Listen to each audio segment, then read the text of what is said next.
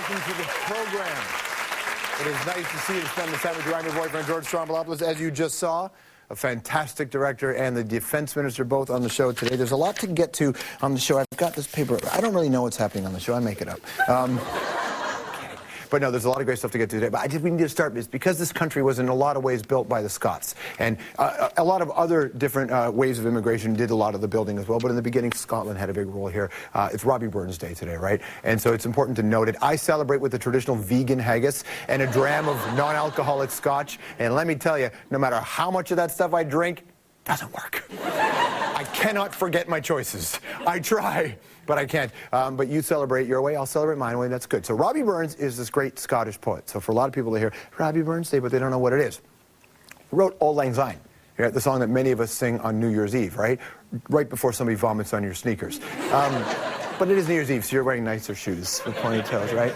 Scotland, of course, a great country to visit. Now, if you speak English, they speak something similar. You know how we have our regional dialects here, right? Recently, Alan Hawke was on the show. Taught me how to master the dialect of Newfoundlandese. Stay where you're at. Yeah. Stay where you're at. That's famous? Stay where you're at till it comes where you're to. Okay. Really? That's crazy talk right there. Yeah. Guys, okay, stay where you're at till I... Just stay where you're at till it comes where you're to. On my way? No, stay where you're at till it comes where you're to. No, I understand. Stay right... What does that mean? That means stay where you're at. Yes. Till I comes where you're at. Meaning I'll be there. Yeah, I'll stay be there till I get over to where you're to. You mean it... What's wrong with you, George? I'm ready for my next trip to Newfoundland. Scotland, though, the dialect's even more tricky, and I wanted to celebrate Robbie Burns Day properly, so I had to learn the piping of the haggis in proper brogue. So for a crash course in speaking Scottish for this day, we turned to one of Canada's most celebrated editors and publishers, author Douglas Gibson. Thanks, George. If you go to Scotland, you're in for a really good time. But if you have trouble with the language, here are a few phrases that might help you get by. First, the weather. If it's a day like this, you might find it described as dreich. That means dull, dreary, a little bit wet. Not surprising, this is Scotland we're talking about, not the Costa del Sol. But if it's just a light drizzle, you might hear it described as a smurr.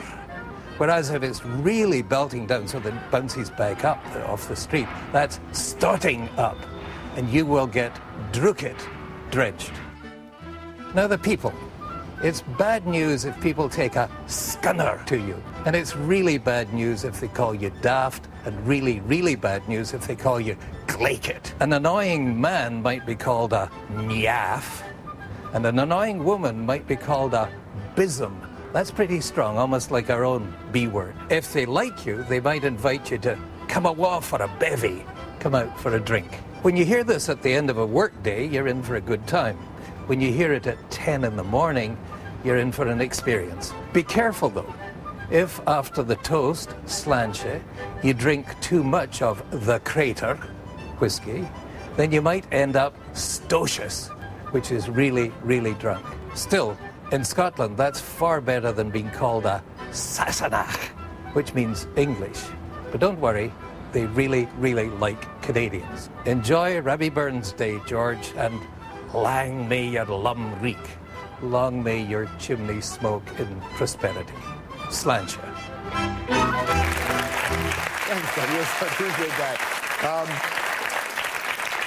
The thing about Douglas has known some of the great Canadian writers, right? So he's got this new book now called Stories About Storytellers, essays about these great writers, from Alice Munro to Pierre Trudeau. So check it out if you want to get the stories behind some of these great writers. Trudeau, which will take us to our Prime Minister, Stephen Harper.